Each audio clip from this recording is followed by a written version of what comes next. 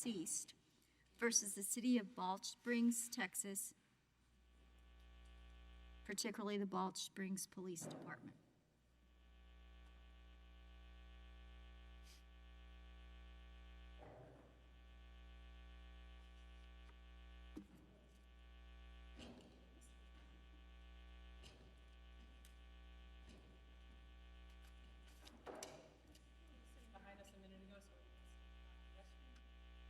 Okay. Okay, thank you.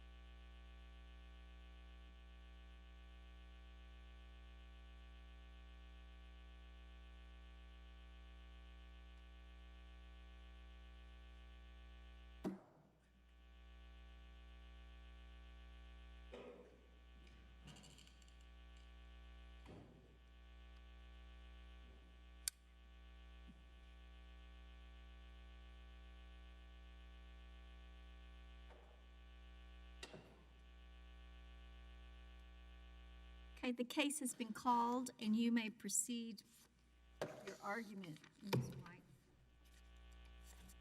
White. Thank you, Your Honors. It is an honor to be here today.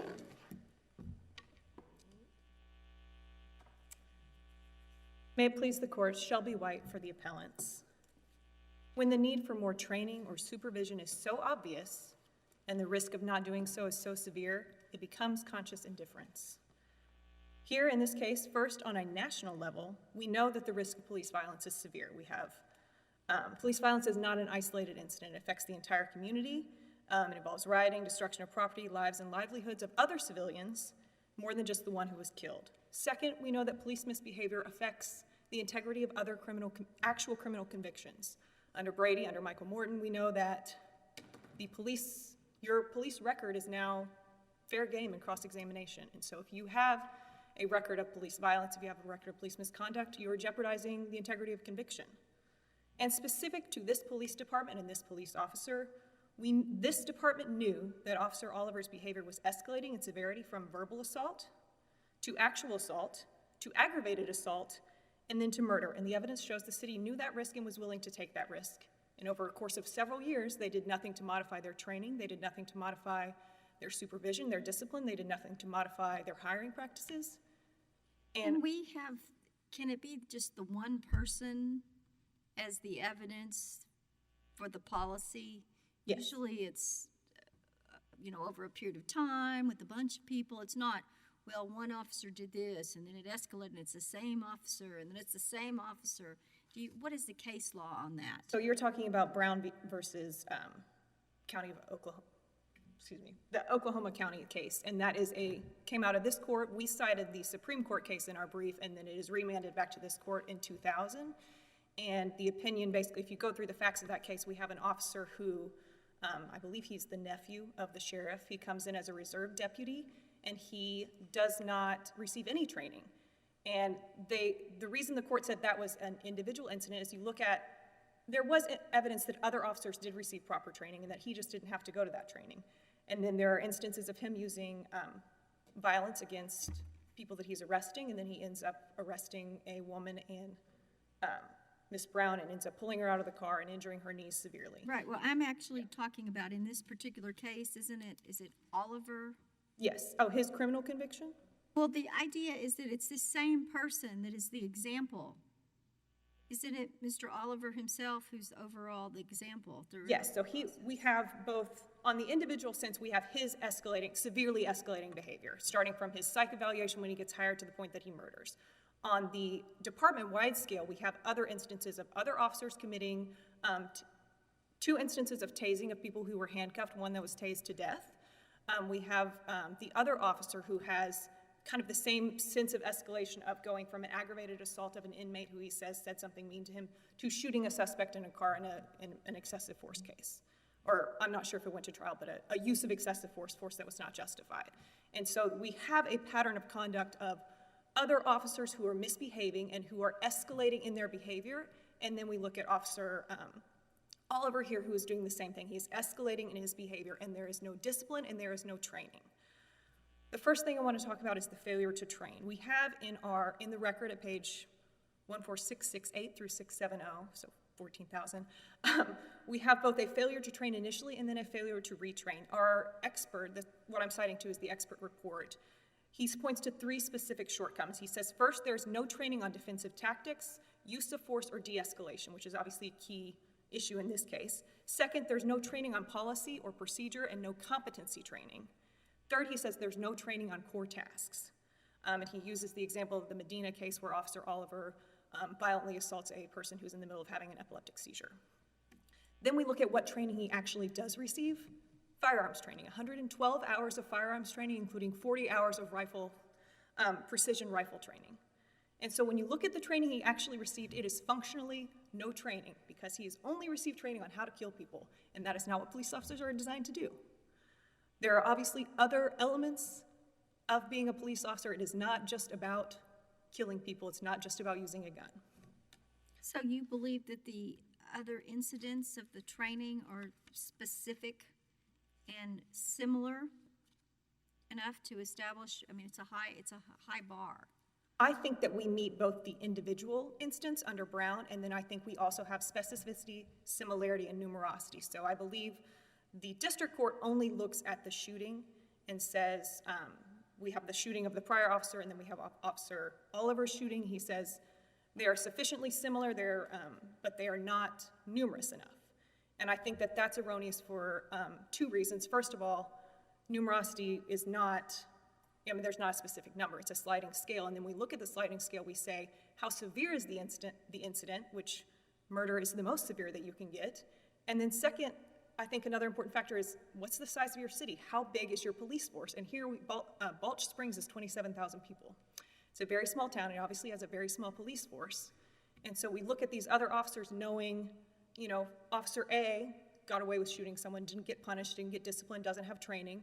And now Officer Oliver comes in and does the same thing. And it's not just that the only thing he ever did was murder someone. He has a pattern of escalating behavior. And this is not ever addressed in training when he comes in with a psych evaluation that says, you better watch out for this guy. He has antisocial behavior and doesn't respect authority. And then from that moment on, nothing ever happens. He's only ever trained in firearms, which honestly goes beyond conscious indifference to maliciousness when you're talking about someone that you know is going to misbehave and all you train him on is firearms training. Is the evidence in the record that they knew, that the supervisors knew that he said that he's good at killing people or whatever, and that he's saying these things, these drastic things at the time, and is he getting counseled or anything? Is there any evidence in the record one way or the other on that? There's no evidence that he received any counseling. When you're talking about the Facebook post where he says, I'll never be as good at anything as I am at killing people, that to me, I don't know that we have evidence the police department specifically knew, but I do think the police department should have known of it. I personally used to work at the DA's office, and if I had posted something on Facebook that said, I've never been as good as anything as I am at manufacturing evidence, I would have been fired immediately. I mean, it's absolutely ridiculous to think that a police officer who's a representative of that department can make a social media post that represents that he is maliciously killing people in his capacity as a police officer, and to think that the police department, A, shouldn't know about it, and B, shouldn't do anything about it, that is evidence of a lack of supervision and a lack of discipline, absolutely. Is that your best claim, the supervision and training claim, or is this unconstitutional provision your better claim? Or supervision and discipline is our better claim, absolutely. I didn't plan to address the constitutional issue unless y'all had questions about it, just to better manage my time. I do wonder, let me ask you one. This is a quote taken from the Eighth Circuit's opinion in City of Brooklyn Park. And I want you to hear this holding and tell me if you agree. The Eighth Circuit held that a written policy isn't unconstitutional merely because it, quote, fails to give detailed guidance that might have averted a constitutional violation by an employee, unquote. So that's the quote from the Eighth Circuit. What do you make of it? I mean, I don't want to disagree with the Eighth Circuit. I think if we compare it to the facts we have here, this is not just simply a situation where the policy doesn't go into enough detail. This is a situation where the policy specifically allows conduct that the Constitution does not allow. So the policy, if we look at the proper standard for use of force, we're first going to Graham, which is severity of the crime, whether the person poses an immediate threat, and whether the person's resisting arrest or trying to flee. And then we add a deadly force component, which is you cannot use deadly force against an unarmed, non-dangerous suspect who is fleeing. Here, our use of force policy has no immediacy requirement. The district court points to the two-vehicle. Is that why you say it's unconstitutional on its face, because there's just the absence of an immediacy requirement? There's the absence of an essential requirement. The immediacy is essential. So the absence of immediacy makes the policy, by definition, unconstitutional on its face? Yes, and then we also add in the fact that they include a subjective component, which is inappropriate under the Constitution. So they have a subjective component saying officers consider their own size, health, training, et cetera, individual to them, and use that as a subjective analysis as to whether force is appropriate, and that's not the standard. The standard is, would an objectively reasonable officer in the same or similar situation be justified in using force? And so you don't get to say, well, I'm young, I'm inexperienced, I didn't feel good today, therefore I thought it was okay to shoot this person. You say subjective, but items like age or size, those seem like objective.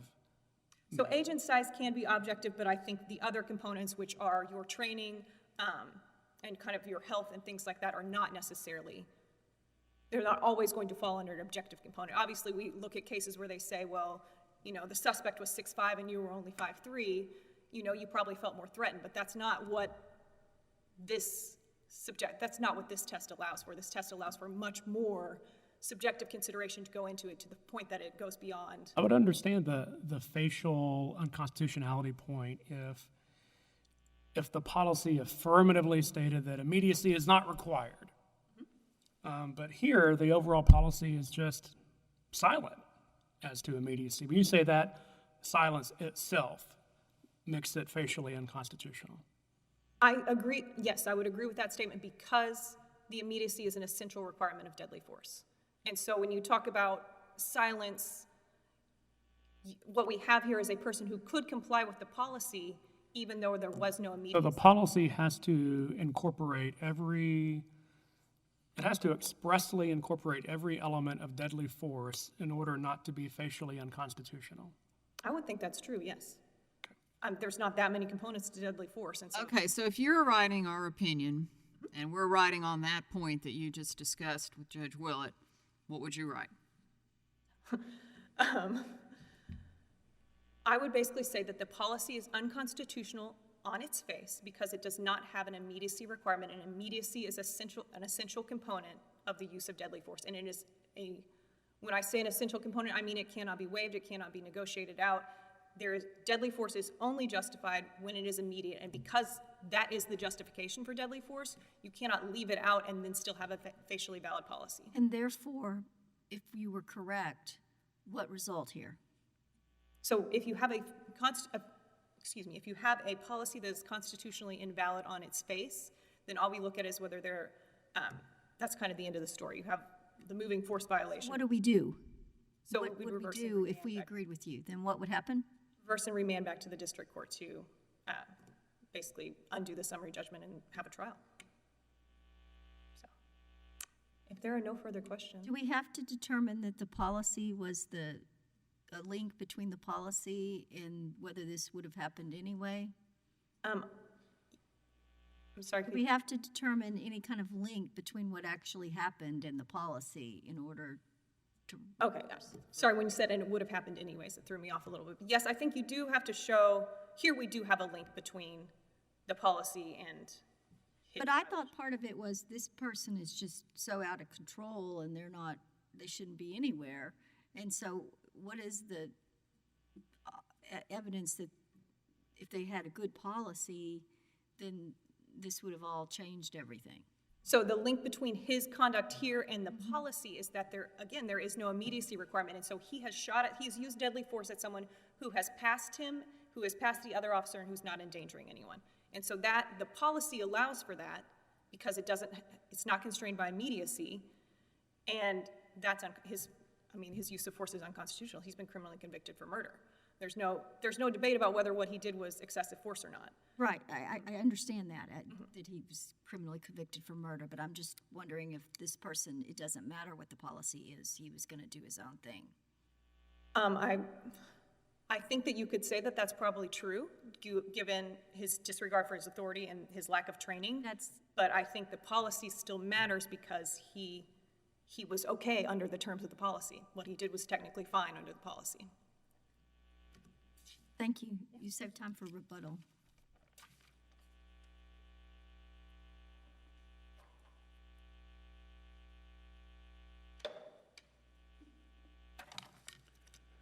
May it please the court, my name is Joe Tooley. I represent the Appalachee City of Balch Springs today, and I need to apologize for the court. My hearing is not 100%. I'm struggling with it a bit today.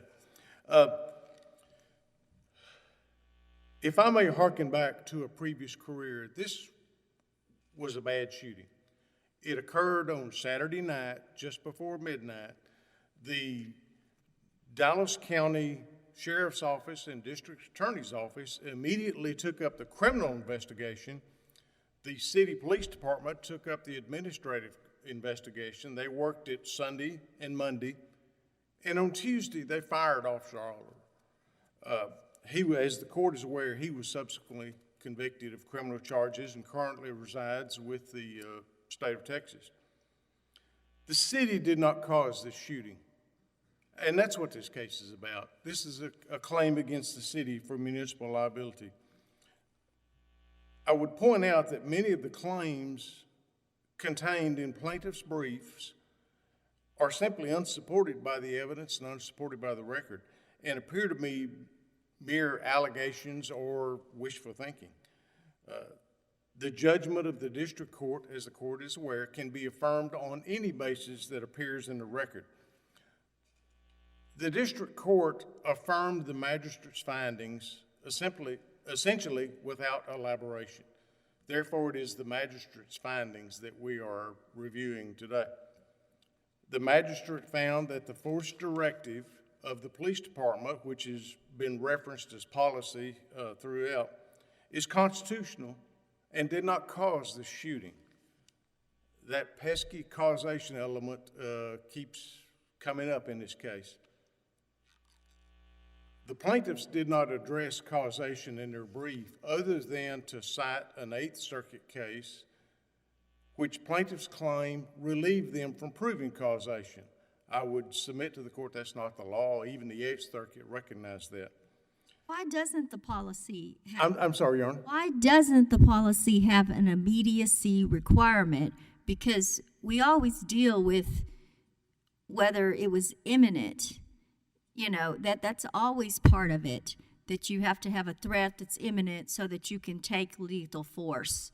And we're always analyzing that, and this policy seems to omit that something has to be right then. And this policy specifically doesn't mention the immediacy of the danger.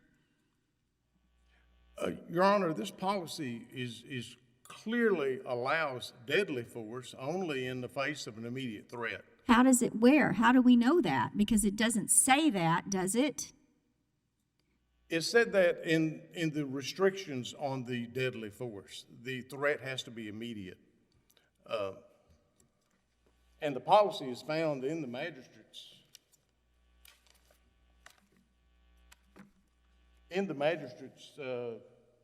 order for the magistrate's findings, I'll come up with a page number here shortly, Your Honor.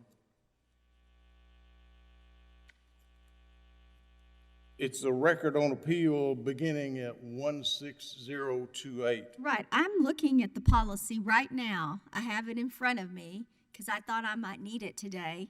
And I have good law clerks who always make sure I have what I might need. And I don't see anything about immediacy, imminent danger. So I'm just trying to find that. Maybe I'm wrong, but I'm not, and I could very well be wrong. We have so many cases, and perhaps you know your case better than I do, but I don't see that in here. Your Honor, as the magistrate pointed out, to read out the restriction of immediacy found in restriction number 3 on the page I referenced, would read it out of the entire policy, of the entire directive. I don't see it it says 3 is definitions of deadly force, non-deadly force, and objectively reasonable. Your Honor, I the don't officers see- are instructed that they can only use force when reasonable. The immediate threat is included in the Tennessee versus Garner case. Actually, Tennessee versus Garner itself, when it talks about the requirement of immediacy, the immediacy requirement comes from the preceding paragraph and is not contained in the directive regarding use of deadly force. So it's your position that it doesn't actually say imminent harm or immediate threat, but it says must be objectively reasonable, and it's subsumed in that? Is that your position? I believe I'm the immediacy confused. requirement is subsumed within the remainder of the policy, Your Honor. Regardless, there is no evidence in this record of any causation by this policy. This policy did not compel Officer Oliver to commit this shooting. Did it bless it, though? I'm sorry, Your Honor? Did it bless it because it didn't prohibit it? It did prohibit it, Your Honor. There was no threat on this record reasonably perceived by Officer Oliver. And that is in the B, use of deadly force. And if the officer must reasonably believe there was a threat, and he got fired for it. Okay. He violated this policy and he got fired for it. Again, the policy did not cause him to commit that shooting. He committed the shooting in spite of the policy, and that's what got him fired. The magistrate recognized that and recognized that there was no causation here. Okay, can you turn to unless one of my colleagues has a further question about the policy, I would like to turn to the failure to train, discipline, or supervise the employees, the officers. Can you turn to that? Why wasn't there a failure to train or discipline or supervise the officers here? I'm sorry, Your Honor, I just couldn't hear the question. The question is, and I don't want to be yelling at you, so I'm not trying to yell at you, sir. I'm just trying to be loud enough to be heard. Why do you believe under the law that there is not enough evidence of failure to train, supervise, or discipline, given the number of specifics of the incidents where officers were allowed to do all kinds of things, some of which are similar, without getting disciplined or pulled off the street or whatever? Your Honor, that goes to the implied policy argument of the plaintiffs, which is the second way to establish municipal liability. Here, other incidents did not meet the specificity, the similarity, or the numerosity requirements that this court requires in the Peterson case. We don't have in the record the specifics of these other incidents, and law enforcement's a tough job, Your Honor. Rough incidents happen. Any police department over time is going to have use of force incidents. The question is, were those incidents the result of improper use of force by officers that was not corrected? That's plaintiff's claim here. Was Mr. Oliver's conduct corrected in the past? I'm sorry, Your Honor. Was Mr. Oliver's conduct corrected in the past? It when was. he misbehaved, or Yes. misbehaved is not strong enough of a word. He was disciplined. He wasn't fired, but he was disciplined, and he was retrained according to Haber's affidavit, who looked into his. What was the retraining? I'm sorry, Your Honor. What was the retraining? He was trained basically in anger management, and that incident did not involve use of force. The Medina incident, which plaintiffs have raised, there's no evidence in the record regarding the facts or circumstances of that case, and there was no complaint. The lieutenant dismissed that investigation because there was no complaint. There was a Facebook posting by Oliver that came out in a criminal trial that the record establishes, Haber's affidavit establishes, they had no knowledge of that until the criminal trial came out. As far as this traffic incident that occurred 2 weeks before this shooting, Oliver self-reported that to the lieutenant, who basically sat on it and waited. No complaint came in. That lieutenant. Why is it that people are That lieutenant waiting? was disciplined for not following up, and that's in Haber's affidavit. I'm sorry, I didn't mean to interrupt you, sir. I'm confused of why discipline has to wait to whether there was a complaint brought in by the public. Wouldn't the officer, the supervisor officer, take care of the thing regardless of whether a member of the public files a complaint? If you think that somebody might be doing something wrong, you don't wait for the public to complain about it, do you? Why is he sitting on the complaint, waiting to see, sitting on it, waiting to see if a complaint comes in? Your Honor, as I mentioned, that supervisor was disciplined for not following up on Oliver's self-reporting of the traffic incident. On the Medina case, they had no information other than the complaint, and the complainant refused to come in, so the lieutenant dismissed that case, dismissed that investigation. I would point out to the court here, Your Honor, that Did he ever explain why he pulled out a gun in that traffic? I'm sorry? Did he ever explain why he pulled out a gun in that traffic incident? In his self-reporting of the incident to the lieutenant, I believe he explained felt like he was threatened. The lieutenant did not follow up on that, and again, that lieutenant was disciplined. And I would point out, Your Honor, that the standard for liability, for municipal liability here, is deliberate indifference, not perfection.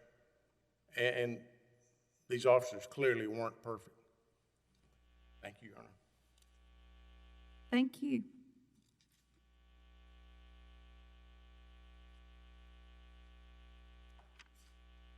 You save time for rebuttal.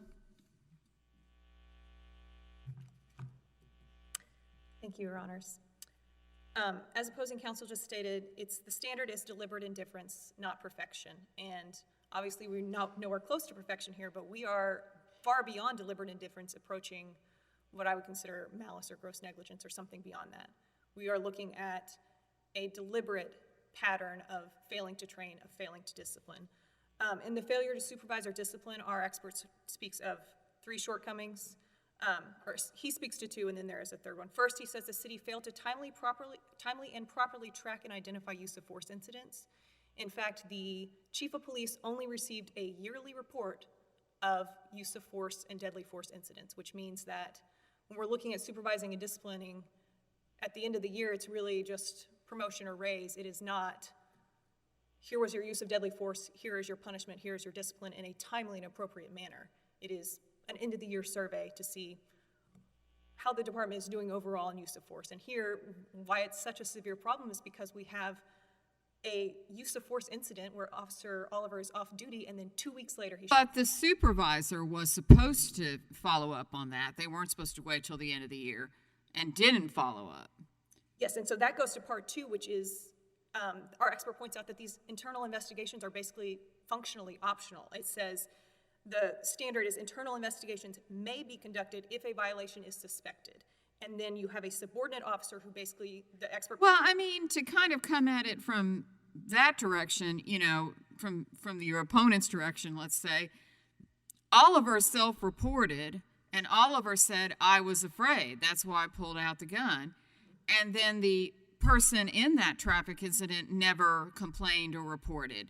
So wouldn't that tend to support that this is not as big a deal as something that really was improper? No. So just to, I guess, add some more facts to what you've said about the traffic incident, Officer Oliver pulls a gun. The person in the car is so frightened that she calls the police because he doesn't identify himself as a police officer. And then in terms of him self-reporting, honestly, because other police officers showed up and saw that it was him, that was the one that had pulled the gun on this woman. And so this idea that he thought he could get away with it and no one would know about it, I mean, he almost had to self-report at that point because everyone knew what he had done.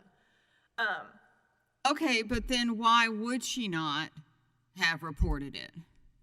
She's not obligated to report it. No, I understand that, but does that not suggest that she didn't feel that there was a reason to do so? I mean, a lot of people do report these things. We've seen that play out.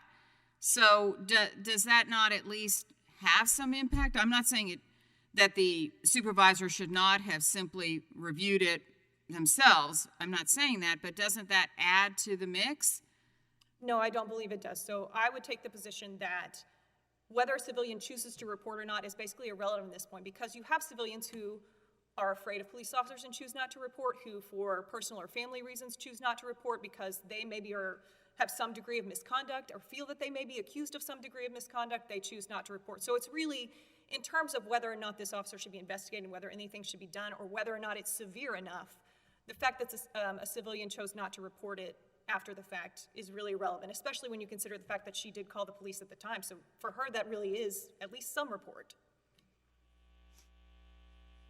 What's your best case? I'm sorry, it's too loud. What's your best case that this is enough incidents? And for numerosity or for individuality? So for individuality, I think we're looking at Brown v. Bryan County. I'm sorry, it's the correct site. And that is, from this court, this site is 2019 F3rd 450, and we cited to the Supreme Court one that predates it in our brief. For failure to supervise or discipline, I think what we're looking at is more just, off the top of my head, I don't have one that mirrors our facts exactly, but we're looking at what the rule is, and so that's William v. City of San Antonio, 113 Federal Appendix 622. And that case just talks about what the standard is in terms of when you're looking at a failure to supervise or discipline. So those, and I think honestly, the case law is very clear on what's required, and this circuit has spoken to the fact that numerosity is not a specific number. It is a sliding scale, and we look at the severity of the crime, and we look at realistically how many police officers could be doing anything. So in this case, we have a small county and a very severe crime. So Thank you. We have your argument. The court will stand in recess until tomorrow. This case is submitted. Thank you.